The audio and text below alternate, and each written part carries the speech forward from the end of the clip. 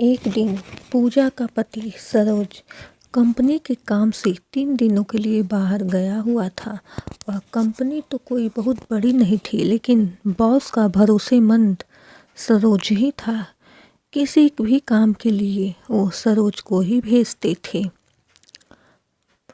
पूजा का बदन बुखार से तप रहा था। ऊपर से रसोई की जिम्मेदारी, किसी तरह सब्जी चलाई जा रही थी। तभी उसका देवर वहाँ पानी पीने आया।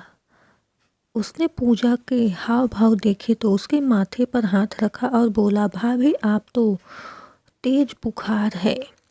हाँ, पूजा ने कमज़ोर आवाज़ में कहा। सुबह कुछ नहीं था, दोपहर से अचानक। भैया को बताया, नहीं वे तो परसों आने ही वाले हैं, वैसे भी बेकार का परेशान होंगे। आज तो रात हो ही गई, बस कल की बात है। अरे लेकिन सरोज की फिक्र कम नहीं हुई थी, मगर पूजा ने उसे दिलासा देते हुए कहा, कोई बात नहीं, मामूली बुखार ही तो है। तुम जाकर पढ़ाई करो, खाना बनने ही बुला लूँगी मैं तुम्हें, खाना बनते ही बुला लूँगी। पूजा की नकल उतार कर चिढ़ाते हुए उसके देवर ने उसके हाथ से बेलन छीना और बोला, लाइए मैं बना देता हूँ, आप जाकर आराम कीजिए। पूजा बोली, नहीं, और मैं ज़्यादा बीमार भी नहीं हूँ, थोड़ा बुखार ही तो है। वैसे भी आप पढ़ाई करें, नहीं तो आपका परीक्षा में कम नंबर आएंगे तो मम्मी पापा खामोखा नाराज होंगे। पूजा का 21 साल का देवर प्रतियोगी परीक्षाओं की तैयारी कर रहा था। सरोज जैसा प्यार करने वाला पति पाकर पूजा भी खुश रहती थी। कुछ पति की तनख्वाह और कुछ वह खुद जो निजी स्कूल में पढ़ाती थी, दोनों से मिलाकर घर का खर्च अच्छे से निकल जाता। सास ससुर गांव में रहते थे। देवर अपनी पढ़ाई के चलते उनके साथ ही रहता था।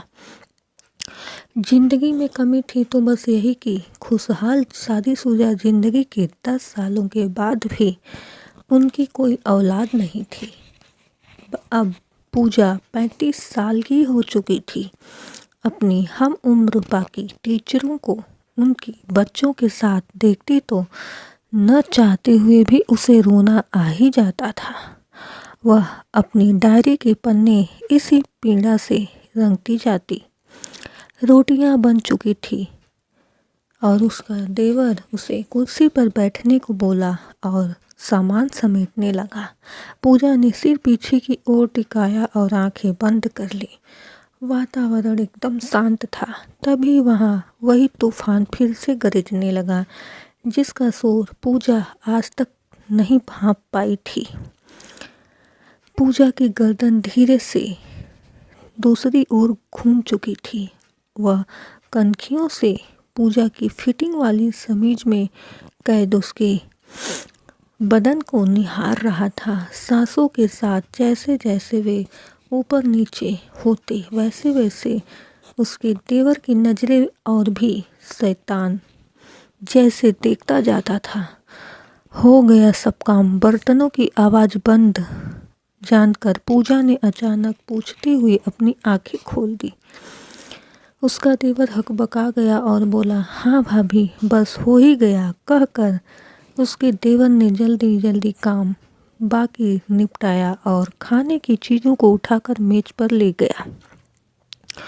पूजा ने मुश्किल से 2 रोटियां खाई, वह भी अपने देवर की जिद पर। वह ज़बरदस्ती सब्जी उसकी प्लेट में डाल दे रहा था। खाने के बाद पूजा को सोने जाने लगी तो उसका देवर बोला, भाभी 15 मिनट के लिए आगे वाले कमरे में बैठिए ना, मैं आपके लिए दवा लेकर आता हूँ। अरे नहीं, रात भर में उतर जाएगा बुखार, पूजा ने बोला। लेकिन उसका देवर कहाँ मानने वाला था।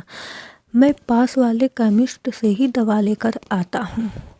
हाँ भाभी, वहाँ से आप मंगाती हैं हमेशा। दरवाज़ा बंद कर लिए, मैं अभी आया, कहता हुआ वह बाहर निकल गया। न जाने पूजा के देवर के दिमाग में ऐसा शैतान कैसे उमड़ा। वह रास्ते भर सोचते जा रहा था कि क्यों न नशीली दवाइयाँ देकर भाभी को बेहोश कर दिया जाए। पूजा ने दरवाज़ा बंद किया और सोफे पर पैर ऊपर करके लेट गई। जब उसका देवर आया तो दरवाज़ा खटखटाया। पूजा उठकर खोली। वह अपने मन की ही करके ही रहेगा। इसी बीच केमिस्ट की दुकान आ गई। क्या वह बात है? केमिस्ट ने राजू को जो दवा दिया था उसकी देवर ने वो घर लाकर अपनी भाभी को दिया। दवा चाहिए था भाभी। पूजा उसकी भाभी बोली, नहीं, इसकी क्या ज़रूरत थी? आप झूठे परेशान हो रहे हैं। बड़बड़ाते हुए उसके देवर ने हैरत से उसकी ओर देखा और बोला, यह दवा अब खा लीजिए, सुबह तक ठीक हो जाएंगी। नींद की गोली बुखार के लिए सोचते हुए पूजा ने कुछ मन में रख के ही वो दवा खा ली। पूजा को अपनी ओर ऐसे नींद में देखा तो उसके देवर के अंदर कुछ शैतानीपन जागी और बोली। पूजा अपने देवर से बोली, पता नहीं क्यों ये दवाई खाते ही मुझे नींद आ रही है। और उसके देवर ने ये बात अनसुनी कर दी। लेकिन पूजा सोची, देवर तो एक छोटा भाई का रूप होता है, ऐसा कुछ भी नहीं करेगा जिससे घर का मान सम्मान खतरे में आए।